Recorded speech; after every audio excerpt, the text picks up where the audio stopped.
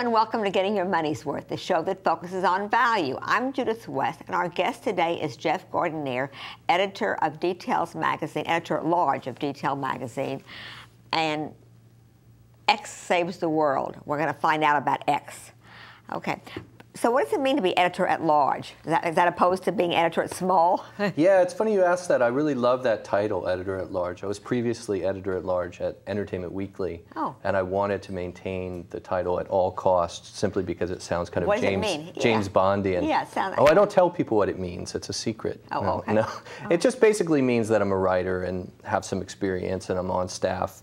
And I sort of range from topic to topic. Okay, well, that's kind of what we do here. I think I'm going to start calling myself host-at-large. Please do. Okay. I think it's a good idea. Okay, there's a couple of things I want to talk to you about, but you wrote this book a couple of years ago, right? I did. X Saves the World. Yes. Yeah, Save the World. Let's do some definitions here.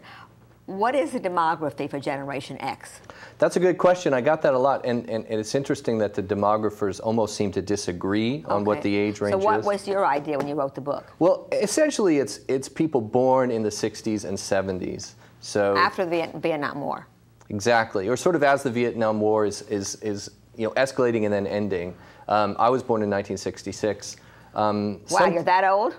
I'm 43, yeah. Sometimes you see demographers stretch it more towards the beginning of the 60s. Say it's people born in 61. Yeah. Barack Obama, in fact, was born in 1961, and there was some discussion of whether or not he represented the first Generation X president. So you say the title of your book has this anecdote that Generation X got the shaft, but can still keep everything from sucking, saves the world. How did they get the shaft?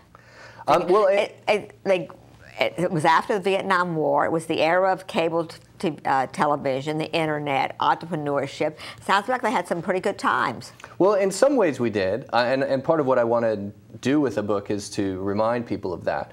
But in fact, I mean, I think Generation X represents a sort of post-everything generation. We came on the heels of the revolutions of the 60s, and post-Watergate, post-Vietnam, the fact of coming on the heels of those episodes in American political life, I think branded our identity in a specific way, made us in some ways less idealistic. My experience from being with socializing, friendships, and interacting family, my impression of Generation X, that period of time, is that most of those folks have a pretty strong sense of entitlement.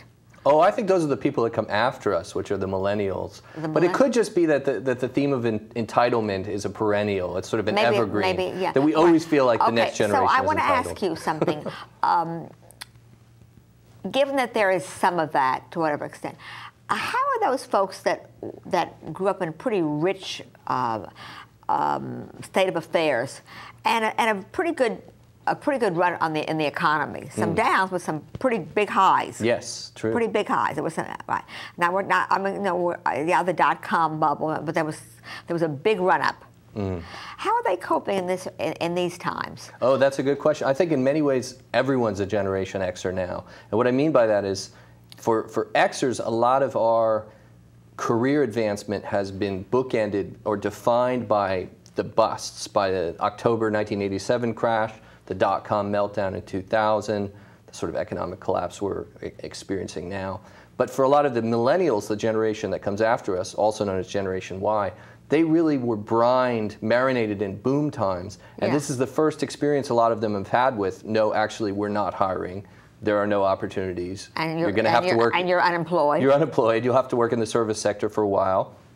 You have to live with mom and dad. So that's a shock to their systems. I used to encounter, just with younger folks I'd talk to at journalism schools or whatnot, quite frankly, a degree of entitlement, a degree of expectation that it'd be editor-in-chief of a magazine by 25. I think they have one point of view about the American dream. Yes, that it's mine. Yeah. So that has shifted, and perhaps for the better. I mean, we could all use a little disillusionment now and then. It's not necessarily a bad thing. Right. It makes you hungry. But what do when you wrote this book, what did you have in mind? X Saves the World. Well, it started with an essay that I wrote for Details, where I work. That was essentially an expression of frustration that Generation X was sandwiched in between the boomers and the millennials, and those generations, which are much larger and more flashy, you might say. We're sort of sucking up all the mass media oxygen. So I wanted to write a book about what our contributions had been to American culture. Originally, my point of view was more pessimistic, you might say. But as I dug in and did some research, I thought about, wait a second, we contributed Google, YouTube, Amazon.com, Netflix, just from the business. In fact, frankly, I would wish that you guys would stop. Sorry. It's just how we're wired. It's too much contribution for me. No, we're going to keep going. You're going to keep going. Yeah, but I think in many ways, Gen X is using technology to reinvent global business and really the way we interact, the way we communicate. In the nonprofit sector, in culture, in music, in everything from poetry to, we're revolutionizing things. A lot of what's happened, though, Jeff, and this is my observation, you studied it, is that a lot of this technology and innovation and creativity that the Generation X, that post-Vietnam era, pre-millennial area, whatever you call it, that way, requires a good degree of education. You have to be pretty smart to handle some of this stuff. And it's kind of an oxymoron that at the time that all this innovation is going on, the education standards in this country are plummeting. There seems to be a disconnect here. That's true. I mean, your group, this Generation X, I'll hold up Details magazine. Your group was a fairly well-educated group. Yes, I would say so. I think an adjective you often heard was like overeducated. Oh yeah. That's true. But it takes some of that good education, over or not. I don't really know if I can hear overachieve. It takes some of that to do all this Googling and interneting and innovation and creativity. Absolutely. I mean, now pretty soon we're going to throw away the computer and depend on the iPhone. That's right. So on the smartphone. I think Gen X is almost on the cusp. I mean, I still own albums on vinyl, and I still buy books on paper, and I still actually get 4 newspapers delivered to my driveway every morning. Good for you. Yeah, I mean, I love reading them on the train. So there's a bridge. The two of us are going to keep the newspapers in business. I just keep getting them until they make me stop. I mean, I actually think it's delightful to read it on the train into the city in the morning. But so I think Gen X is almost a bridge between those older technologies and these newer technologies.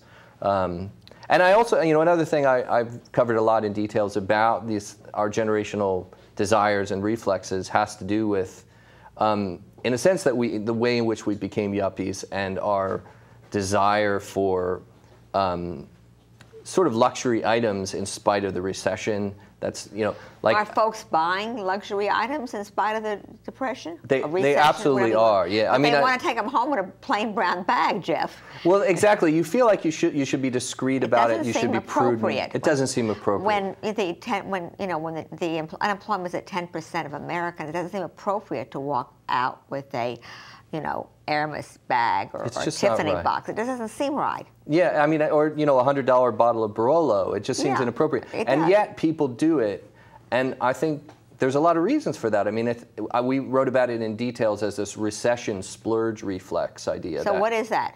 Well, it's that you shouldn't be spending extravagantly, and you have to restrain yourself, and you can't take the $10,000 vacation, but you splurge on some expensive cheese or some, Tom Ford aftershave or a nice bottle of wine because it's sort of soul fulfilling, frankly. Right. And also because we've gotten to the point we've learned that these purchases are gestures about our identity. They say something about you. They say something about me. So if I've gotten used to Humboldt Fog cheese, it's difficult to go back to Kraft Singles because I'm not a Kraft Singles guy. You become identified by the brand. Yeah, that's who you are. But we have done on this show several shows about does money bring happiness, and there's a lot of opinion that says that in these kind of times, experiences are much more pleasurable than a thing. Sure, right. But you have to buy. You have to spend money to get the experiences. But you have to spend money to get the experiences. I think. I mean, I don't know. I don't want the money. I want the stuff it buys. I've never tried it. I mean, it sounds good, but I'm very skeptical about a staycation. Yeah. For me, a staycation just means, you know, cooking and doing the dishes, cleaning, shredding documents. Right. I'm not so happy. I'm not so sure about that. No. But no fun. Your magazine details. Is that for the Generation X people? I mean, I think in large part we've been tailored to Generation X and Generation Y, the millennials that come after us. Folks, a lot of folks that I speak to that are older say that your age group, those Generation Xers, and of course the millennials, don't really show much respect for tradition. They don't show much respect for authority. They don't really even show much respect to their parents. That could be so. I think that every generation is a reflex to the one that came before it, and there's always bound to be this friction. There's always this abrasion in terms of value systems, you know. And I suspect that there's probably some truth to that, but it has to do with the creation of your own identity and your establishment of, you know, who you are. There's, you know, everybody has friction with their parents. So, tell me something. Are you guys in the magazine? You write on the world. You write on the value system. Are you guys optimistic? I'll tell you why I'm optimistic. It has to do with.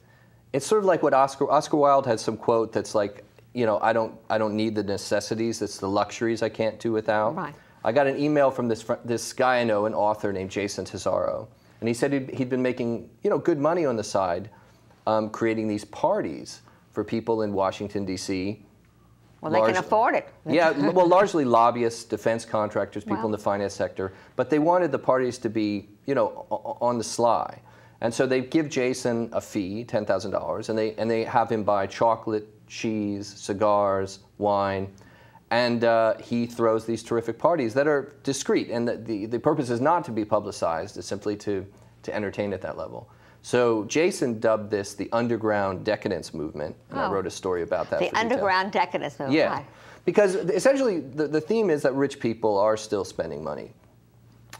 Now, you asked, am I positive? I suppose I'm optimistic because there's a part of me that, yeah, I'll admit, I think it's probably a good thing when the rich people start spending the money. It helps the rest of us. And I also believe, as a Gen Xer, I suppose, even in dire times, I believe in the power of enterprise and inventiveness. Yeah, right. The Google guys are, you know, emblematic of my generation. Look what they've created out of literally a wisp of a program. And, you know. I suppose it's creative to figure out how to have a party that's underground, or I suppose it's the same thing as buying some luxury item and putting it in a plastic bag or wrapping it up and putting it in your big briefcase so that nobody can see that you've purchased it. Yeah, but you bought it and you probably kept someone employed by buying it. You know, so that's a good thing. Well, that's one of the things that everyone go out there and buy. I know. Well, that's save the country. Well, but that's what you know. President Bush got criticized for saying after 9/11, and Bloomberg said, "Go out and buy instead of sacrifice." Now the economists are saying the thing that we did wrong as Americans is that we purchased and we didn't sacrifice. Right. I don't think anybody really knows exactly what to do anymore. Well, I understand the criticism of President Bush at that point because, you know, there was this idea that rampant consumerism led us into some of the troubled times. You know, I'm sure it did. Abundance of debt. You know, people buying things they can't afford. I understand. You know, but you know. So now we're on the other side of the fence where we're saying conspicuous spending is putting us in debt, and that's creating another problem. Right. I suppose they say for every economist there's 3 opinions. For every 2 economists, 3 opinions. I know. Okay. All right. Well, I enjoyed your book. Oh, cool. I enjoyed, and I have to say I like your magazine. I'm glad to hear that. Yeah, even though we get dirty sometimes. Even though you told me that your mom blanches sometimes when she reads it. Right? Yeah, I suppose it's credit to me that I've seen so much I don't even blanch anymore. It's a credit to your spirit. Right. Yeah, I'm afraid that the church I grew up in has probably disowned. Anyway, I enjoyed hearing you as being one of the Generation Xers talk about it, and I suppose the best thing to do is to say you guys should just keep on innovating. That's the point. Right. Thank you for being on the show. Thanks for having me. You're watching Getting Your Money's Worth. I'm Judith West. Thanks for watching.